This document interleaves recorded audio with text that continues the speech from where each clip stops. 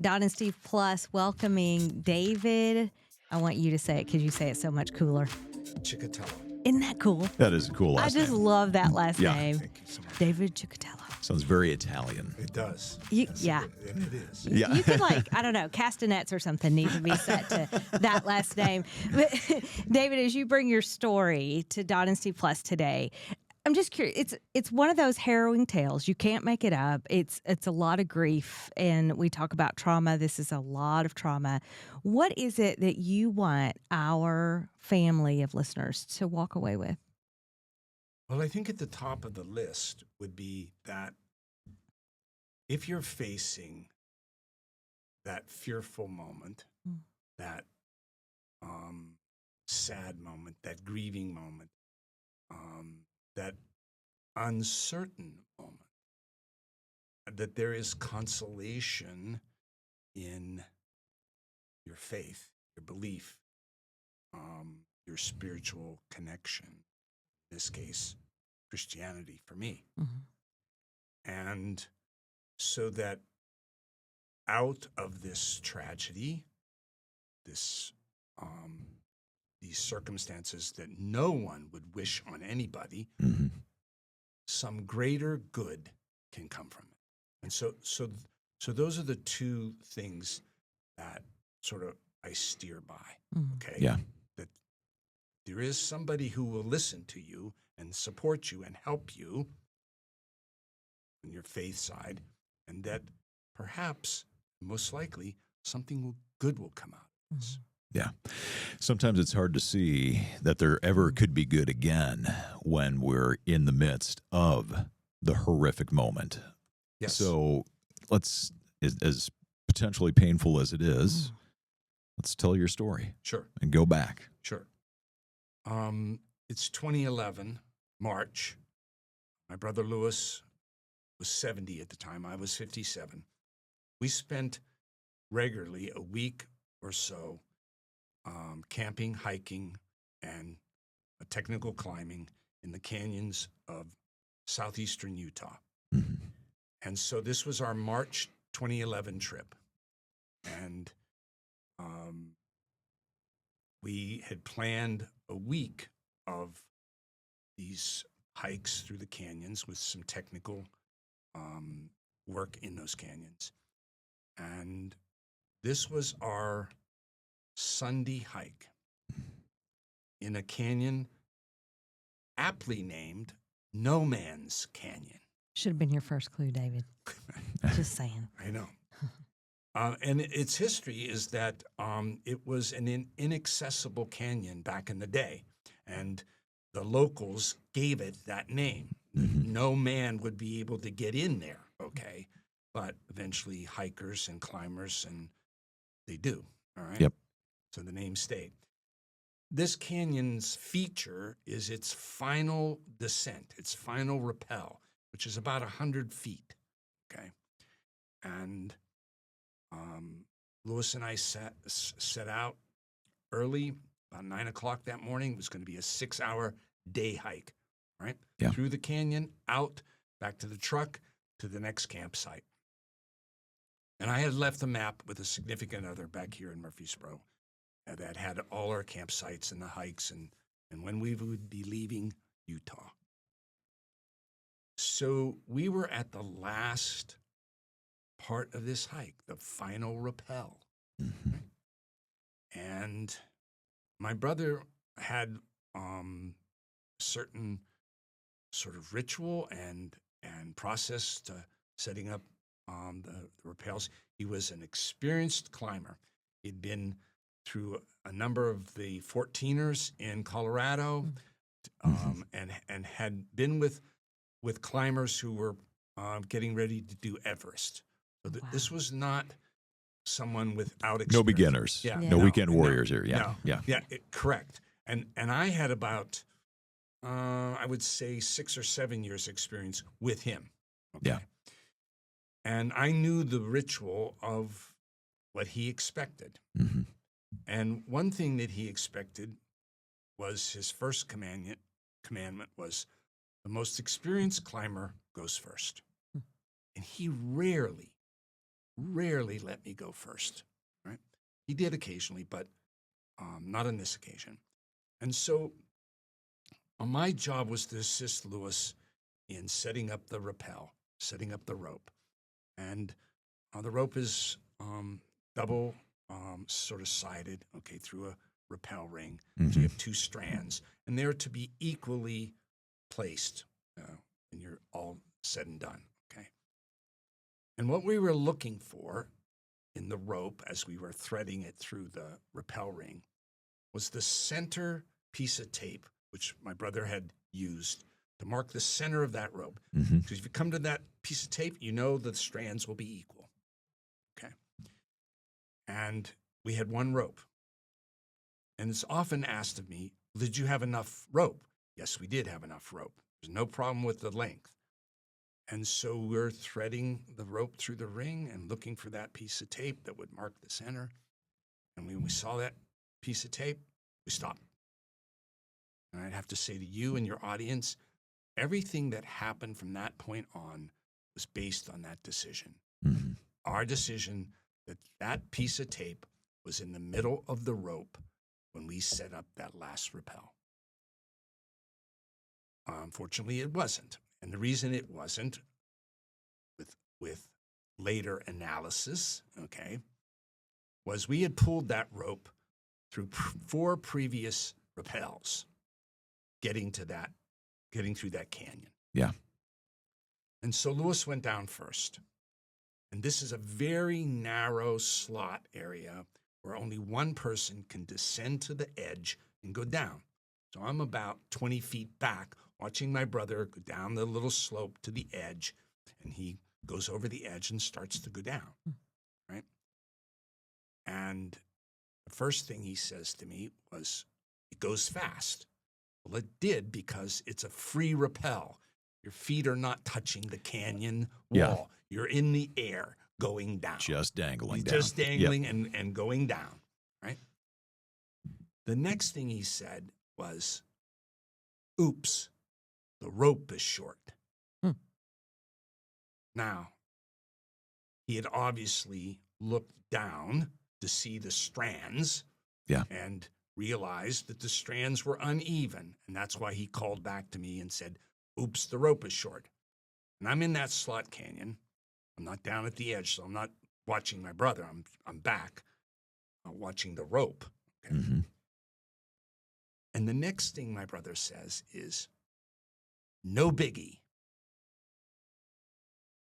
Now, when my brother said, no biggie, I felt relief because I assumed that he had it under control.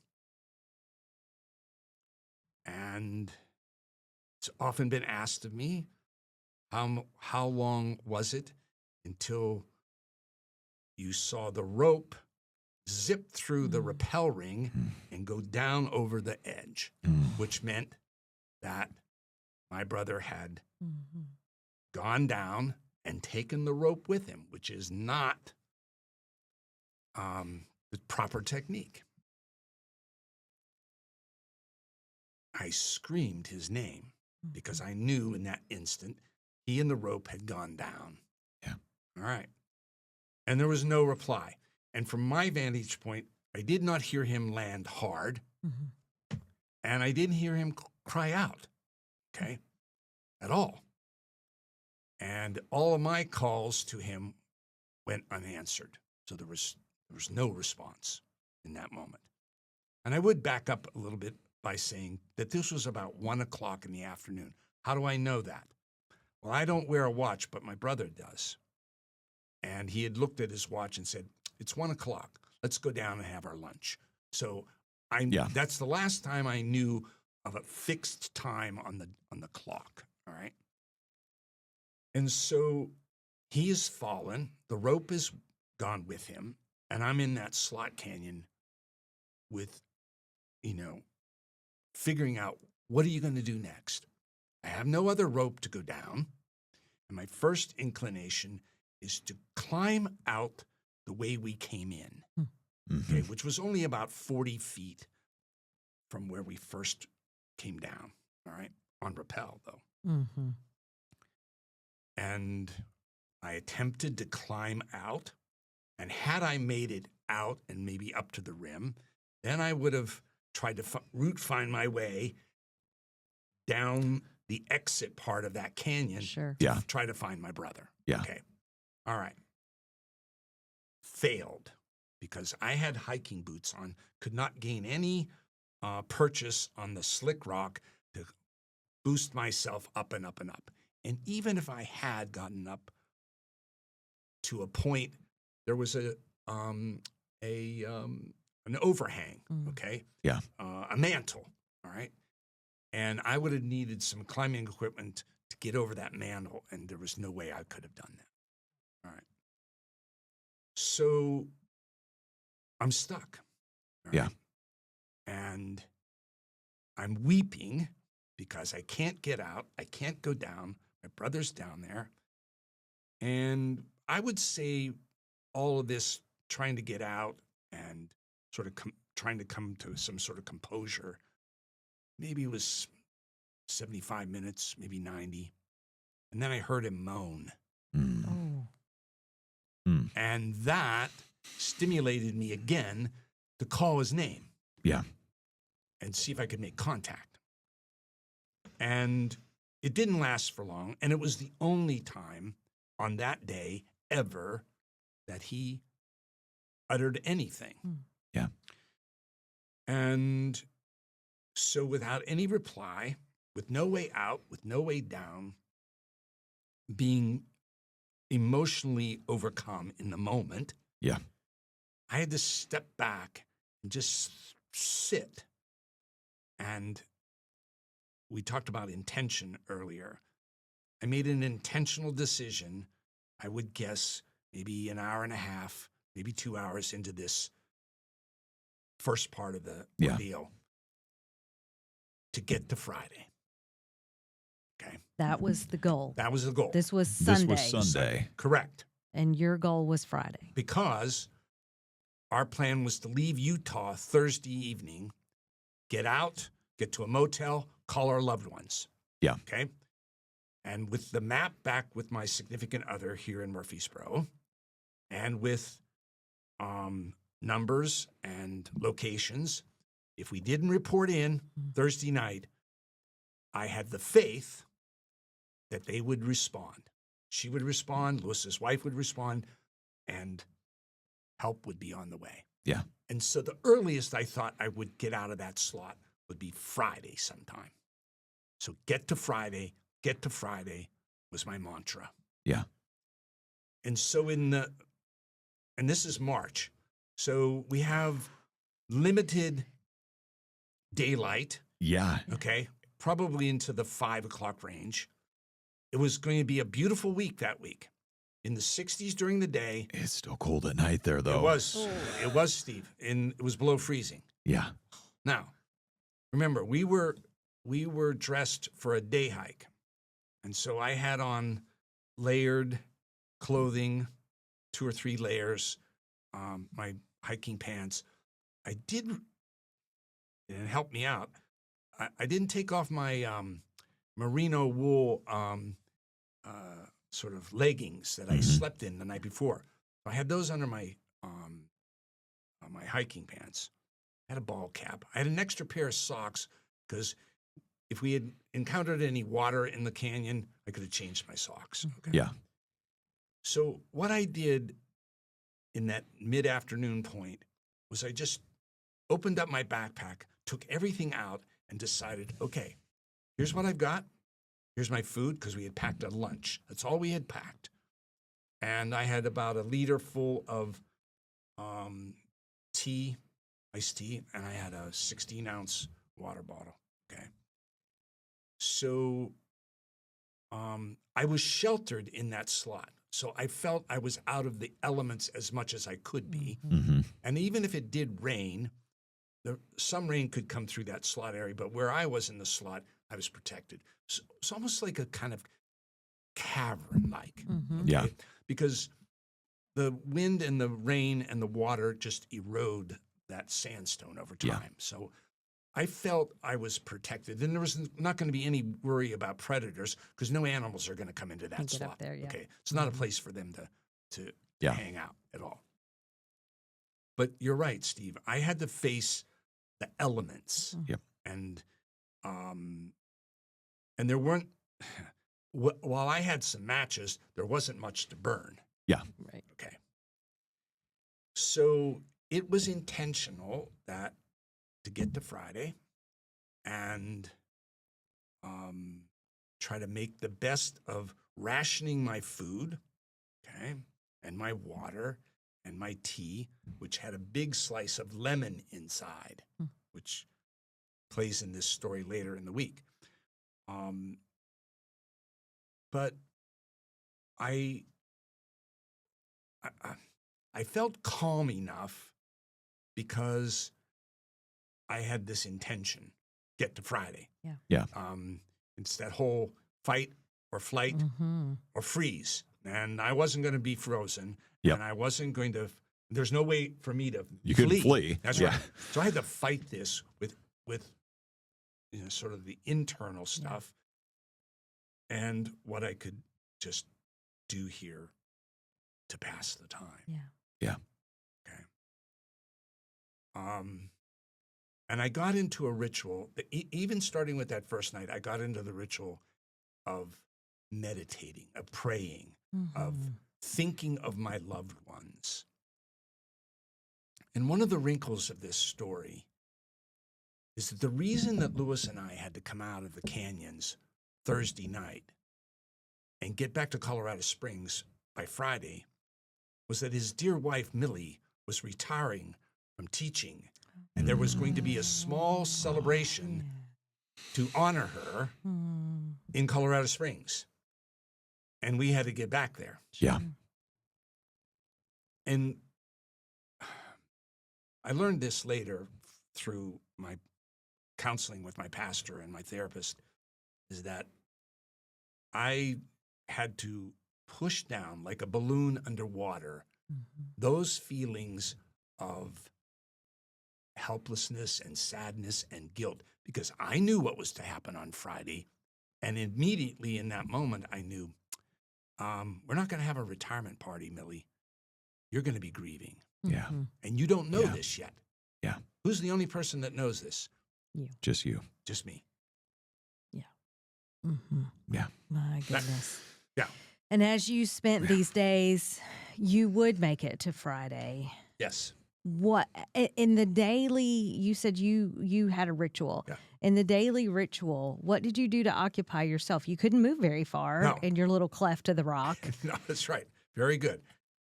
And that's a wonderful description of Dawn. It is a cleft in the rock, okay? This little cave, this little cavern. I spent my days pretty much watching what was in my windshield, so to speak. I could Yeah. look out at that, through that crack, and I could watch the sky, and the sky would eventually turn to dusk and to night, okay? And I would watch the stars. That's how I could tell time. Yeah.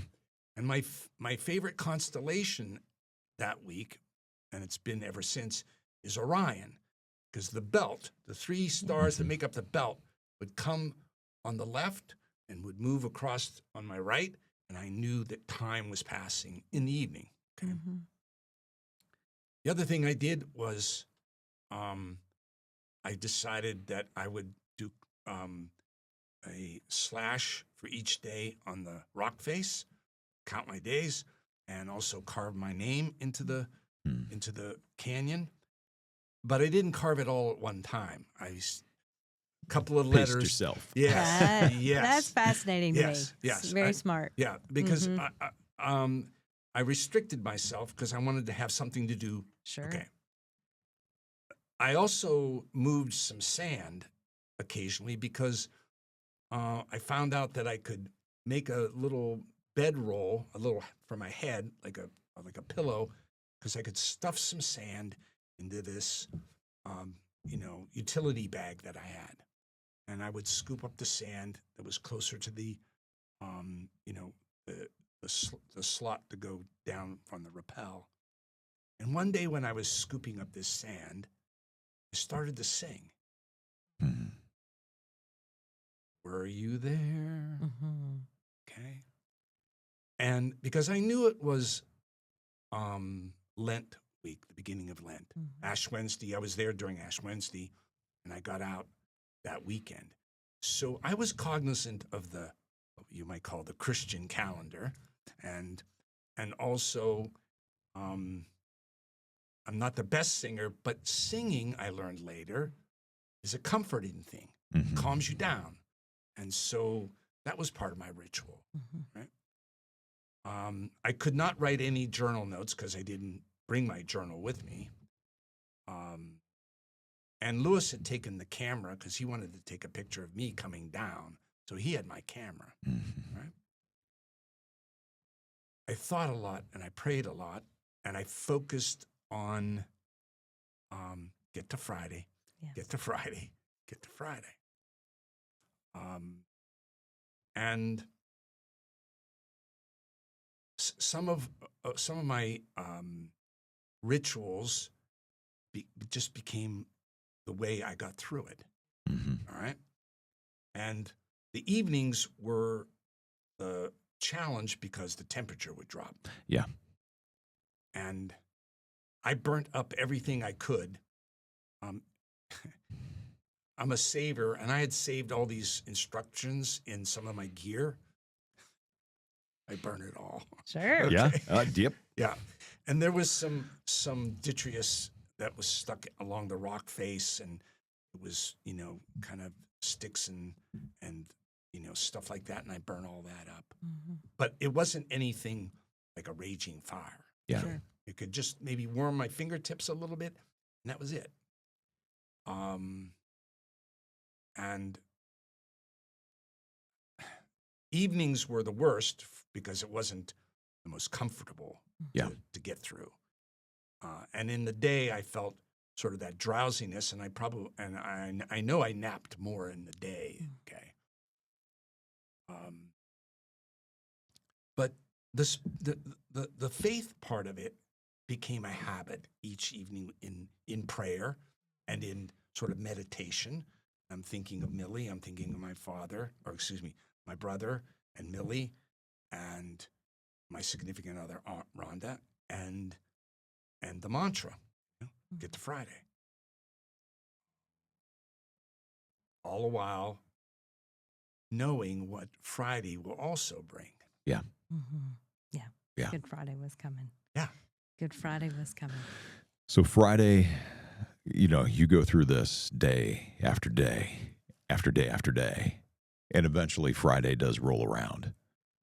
Is there hope Yes. on Friday? Yes. Because Thursday night was my night of anticipation.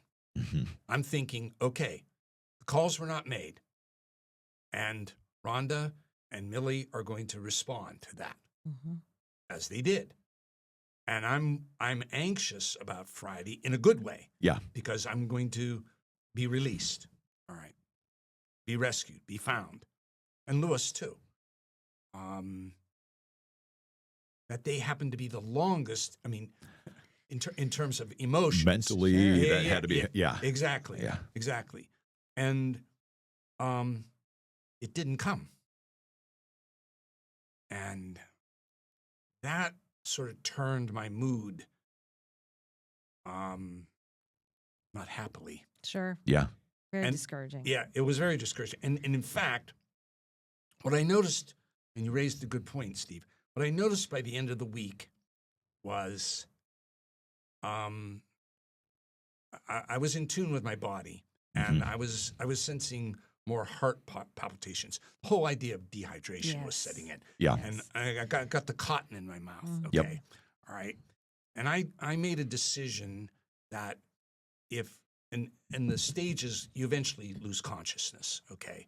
And if I felt that I was in getting close to losing consciousness, I was going to move off this interior ledge, get down to where it was sandy, and be more comfortable in the sandy area rather than up on this interior ledge where it was just rocky. Okay. Mhm. And I'd been sitting on my backpack as a way to give me some cushion. Yeah. Okay. But they didn't come on Friday. And I was discouraged. I was disappointed and worried until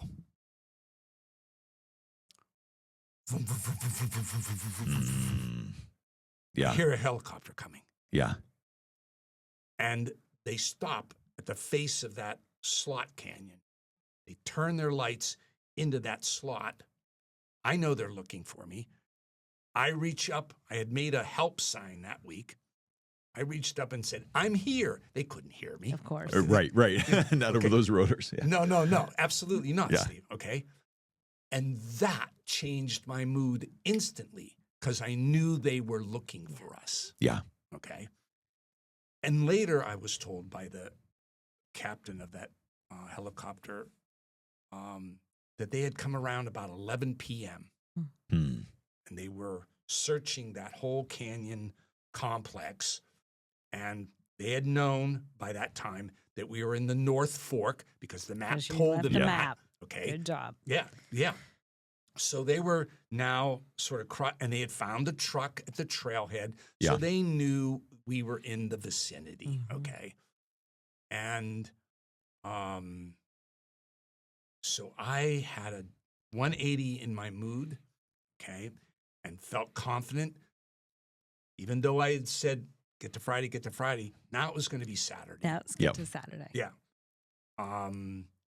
And again, it's morning, and before they arrived, I had about maybe an ounce or so left in my water bottle, and I was saving that for more of a celebration moment. Okay, Sure. Yeah. I'd stopped drinking the water.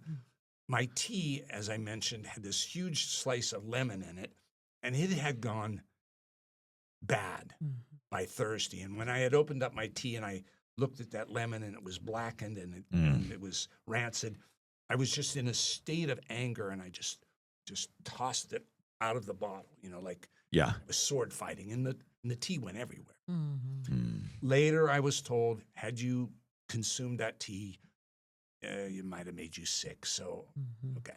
So, Saturday comes. I'm hopeful this is going to be rescue day.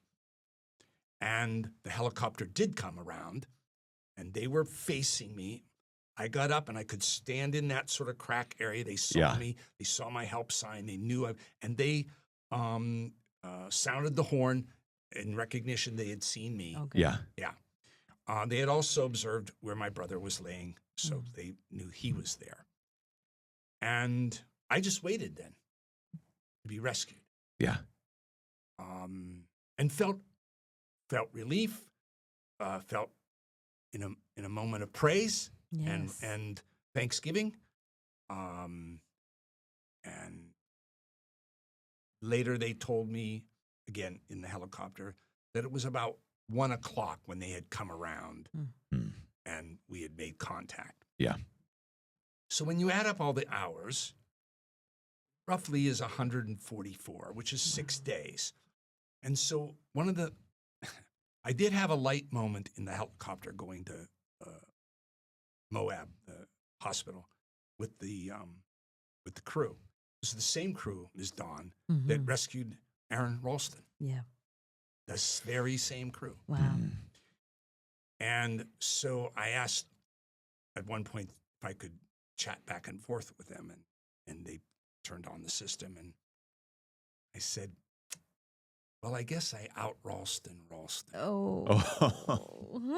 And they chuckled. Sure. Okay. We had to Yeah. have it was the light Oh, moment. yeah. It was the light You moment. gotta have Yeah, yeah. something, don't Yeah, you? exactly, brother. Yeah. Exactly. It was my first helicopter ride ever, so I had to be coached on how to approach a helicopter and get in. Yeah. Okay, and once they got me to the hospital in Moab, they went back and recovered my brother's body. Meanwhile, Millie and some of Lewis's closest friends had already made it to Utah. Okay, because they wanted to be part of this search and rescue thing. Sure. So there they are. I learned that later that they were there. Okay. Rhonda was back here in Murfreesboro. And for your listeners, soon after I was in the emergency room, one of the things I was compelled to ask for was, is there a pastor in the Hmm. in the hospital? Because I wanted to speak to somebody. Mhm. Because I had a lot to speak to somebody. I bet. Yes. Yeah. And the ER doctor, no. But let me check on some things. Okay. I didn't know what he was up to, Mhm. Steve and Don. I did not. He came back maybe 30 minutes later and said, "We're going to take you to church." Hmm. I said, "What?" He said, "Yeah, there's a 5 o'clock service at the local church, Catholic church." Now, that was an extraordinary thing that doctor did, because he got me a set of clothes from his buddy, who was a captain for American Airlines. Oh, wow. Hmm. I used the doctor's shower to clean up, changed my clothes. They drove me to church, sat there, and this was the first Sunday of Lent. The scripture was Christ in the wilderness, and I had just come out of the Yeah. wilderness. And I had an emotional moment Mm-hmm. during the gospel reading, because that connection was like, was bigger than me, Mm-hmm. hugely bigger. And what I wanted to talk to the pastor about after services was this balloon now that I had been pushing down all week under the water, this balloon, of guilt and sadness and, Mm-hmm. and, just fear. Yeah. I had to get it out. Okay. I had to talk to somebody. Right. Mm-hmm. And I also requested from pastor that before I left Moab, I wanted to see him for a list of scriptures and readings that could help me navigate the grief process. Mhm. Okay. And so I said, "I'll be back to see you." And as it turned out, it was literally the next day. All right. Mm-hmm. And that, I would say to you and your audience, was the beginning of my healing. That was a critical moment that I needed to face what I was about to face. Yeah. A journey of healing. Yeah. And it started with Pastor Wheaton. Yeah. Caring. People caring. Yes, absolutely. Stopping and And there was something in you, though, that knew that you needed Yes, sir. those scriptures. Yes, sir. You needed the voice of truth. Yes. And God's, like, he was capable of healing. So Yes. it seemed like you were recognizing that. Absolutely. And now, I already mentioned my favorite passage, the favorite Psalm 23rd. Okay, though I walk through the valley, though I walk through the valley. Yeah. Okay. Now, I got stuck in my grief journey and my healing journey. I did get stuck, but I got to the other side. Okay. Mm-hmm. And the Psalm 40 with the miry pit. Right? I was in a pit. But you're right, Steve. Recognizing what I needed in the moment, just like that doctor recognized what his patient needed in the Yeah. moment. Okay, and he did something extraordinary, because I was not released from the hospital. He took me out of that hospital, brought me back for the official discharge. Sure. Okay, Yeah. yeah, special man. yeah. Okay, and God's hands were all over that. Mhm. Absolutely. Yeah. So, but I didn't know everything I needed in that moment, and that's part of this journey. Yeah. Okay. But 3 things were on my checklist: the faith side, the medical side, Mhm. and what I would call the grief therapist side, the mind side. Mhm. And Yeah. my intention was, I needed help Mm-hmm. in getting ready to intentionally take on all of those 3 things. Mhm. Now, what did I have coming out? Well, the first thing we had was remembering Lewis. Mhm. So we Yeah. had to go back to Colorado Springs. And Millie had planned that the memorial service would be that Saturday. So I got out on a Saturday. Mm. The next Saturday was Remembering Lewis. Yeah. And for that week, I was in Colorado Springs with the task that I did not expect Right. of giving the family eulogy about my dear brother. Yeah. Wow. Yeah. And I have to tell you, Steve and Dawn, that helped focus me in a different way. Mm-hmm. It was in a kind of a healing piece in its own way. Mm-hmm. But I wasn't sitting around in my motel room weeping Sure. and grieving. I got a job to do. Yes. Yeah. Yeah. You were focused. Yes, exactly right. Yes. And it gave me some time to reach out to my boss, who knew the network here in Murfreesboro of social workers who would support the grief therapy side. Mm-hmm. I had already had an initial appointment lined up with primary care doctor here in Murfreesboro. So I'd checked 2 of those boxes, and I was prepared to see my pastor here in Murfreesboro once I got back. Yeah. So these things were unfolding. And had we had this conversation the week after I was rescued, I would be weeping. Of course. Okay. We'd have to put the pause button on. Okay. And I would be probably trembling and whatever. Yep. So those who were close to me, including my significant other, Rhonda, and my colleagues at work eventually, did see me manifest those emotional moments. I did. You had Yeah. to. Yeah, yeah. Yeah. Mm. Yep. It has to come out somehow. Yep. Okay, Mhm. has to come out. And I shared this with Ms. Dawn in our sort of pre-interview piece. My pastor was not the type of pastor who was going to give me weekly counseling service. He just wasn't. I mean, he has a big parish. He's got 2,000 families. He's not going to spend the kind of time. But what he did for me, Steve and Dawn, was give me a book, Interior Freedom Hmm. by Jacques Philippe. And he said, read this book. Come back and talk to me about it. Okay. And I knew that wasn't going to be a book report and weekly, Yeah. chapter by chapter. Okay. He wasn't going to do that. But he had been an ex-Marine before he became a pastor. And that, again, he knew about surviving because of what Yeah. he had to go through, all right, to be a Marine. Yeah. And then find the calling of his faith to become a pastor. Okay. And that book, in a nutshell, helped me realize that we must consent to those things that we wish we would never want to happen to us, Hmm. and put our faith and our hope and our charity and our love in a greater thing, our God. In the Yeah. Lord, yeah. That's exactly right, Ms. Dawn. And it was his book. It was his copy that he gave me. And I started to read it and reread it and mark it and dog ear it and highlight it. And one day after church, he said, "Where's my book?"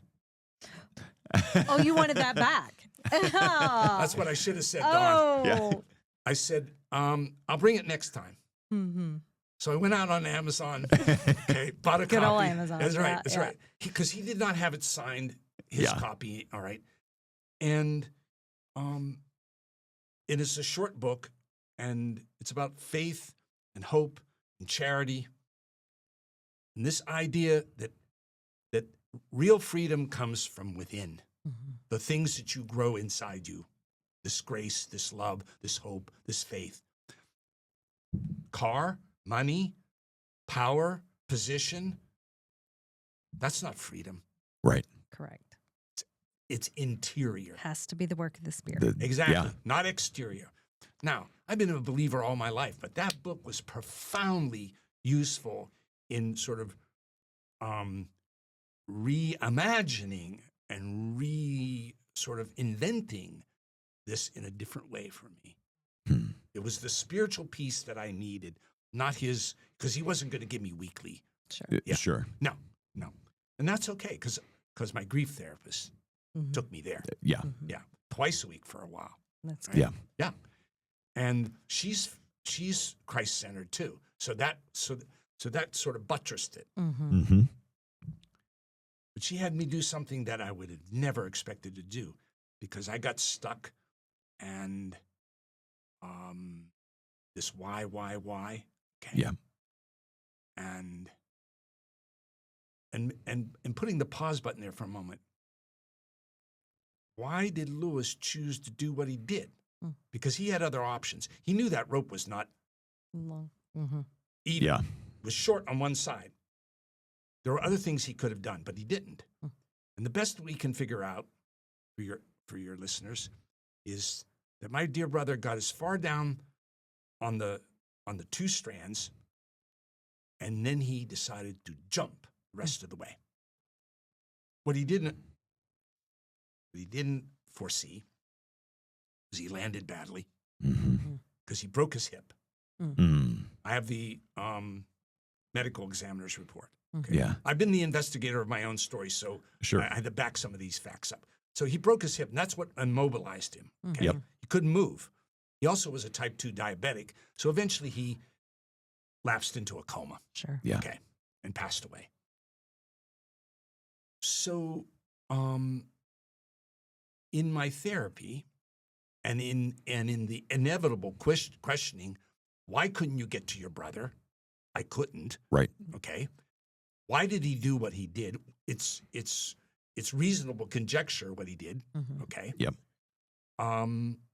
And so there was inside me, I had to recognize, and my grief therapist, Rhonda Johnson, got me to recognize, you're angry. You're angry at your brother because he left you stranded in that Right. slot for 6 days. I'm angry at my brother. I love my brother. Yeah. You know, you got something to deal with. Mm-hmm. Yeah.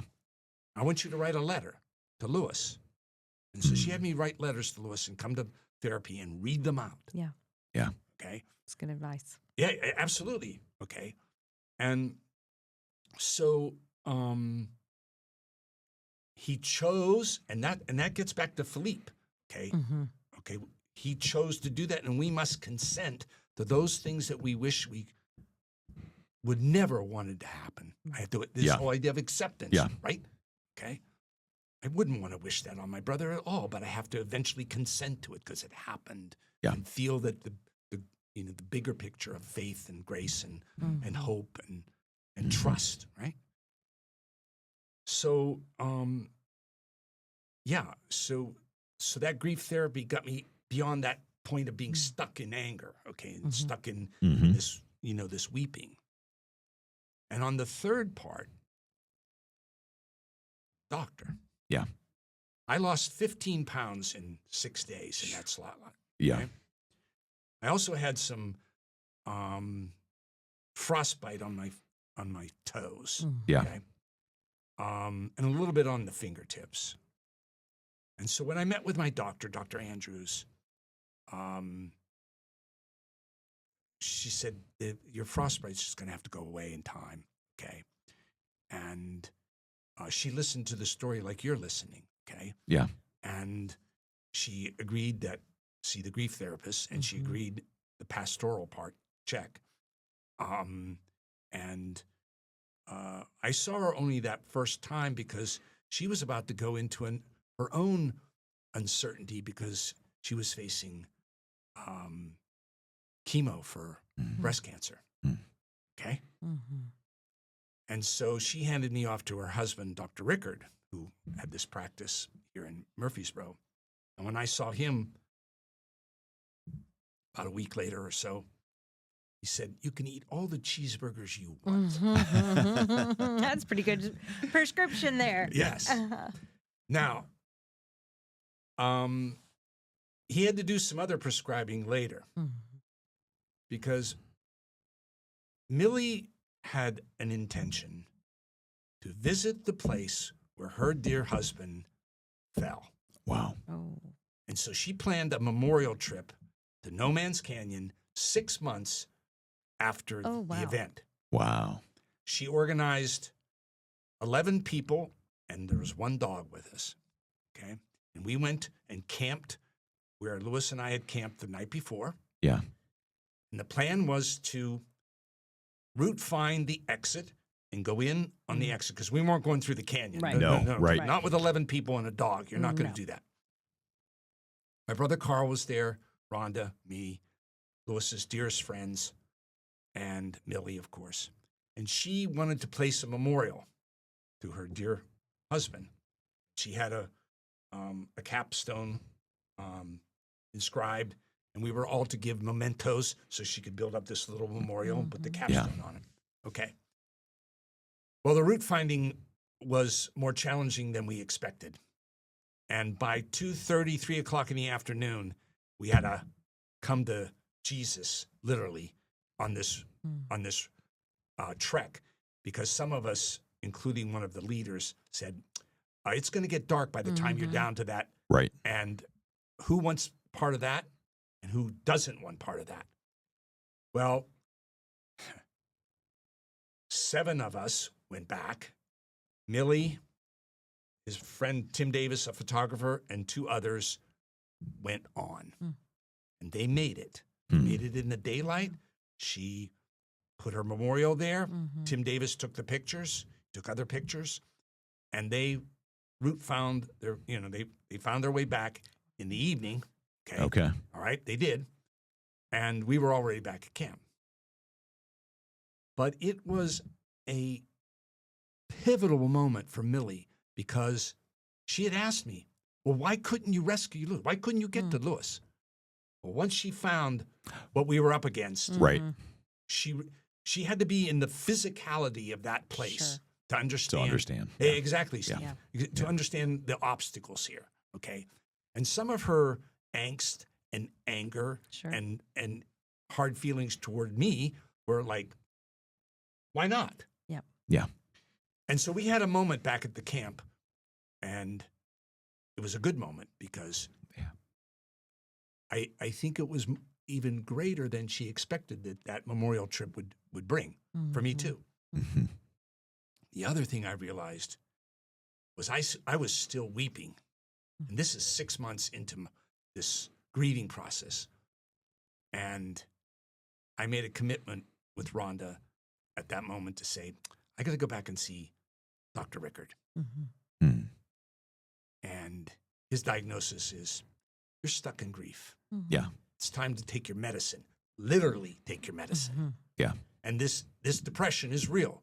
Your audience knows depression is real. Yep. Change of the chemicals in the brain. Okay. And so I took my medicine. I got better. Yeah. Okay. Because it helped normalize things in my brain. Yep. Okay. Yep. Right. And the weeping, while it could be, happening, it wasn't disabling. Yeah. Okay? And you mentioned the going to sleep at night. For a long while, when I laid my head down, I was back in that slot. That's the only image in my mind, and I'm trying to get rest. Well, once I got on my medicine, that helped with the pictures in my head too. Yeah. Wow. Yeah. Wow. So I would share with your listeners, in facing these fears, in facing uncertainty, in facing these calamities that come into your life, that you have to use your resources. You said it so well. Find the helpers, okay? Okay? Yeah. And I call them my A team. And when I do presentations and I get to that part about recovery, I put a picture up of all 3 of them. And I talk about how each of them helped me get through the valley. Yep. And without them, I wouldn't be sitting here in a rational way recalling this story with you and sharing it under control. Right. Yeah. Right. Yep. Yeah. Sure. Yep. No, you can see the evidence that God has used those A-team helpers. And he, you know, and you think of the healing that he does and how it is a holistic healing that's needed, the spiritual and the mental and the physical. Yeah, I mean, that's the way God created us to be, you know, bundled together in this tent, in this body. And you can see that he has worked in your life to bring you to this point. And we appreciate you sharing your story with us. Yes, and I think that in healing and coming out of that, I would say a 2-year arc. When I got through this, something was sitting on my heart now. What are you going to do with this, David? Yeah. And so that got me interested in writing a memoir, which I'm planning to finish this year. And also sharing the parts of it to different audiences. Yeah. So that's part of this good that comes out of such terrible things. Yeah. Right? Yeah. Yeah. Yeah. Yeah.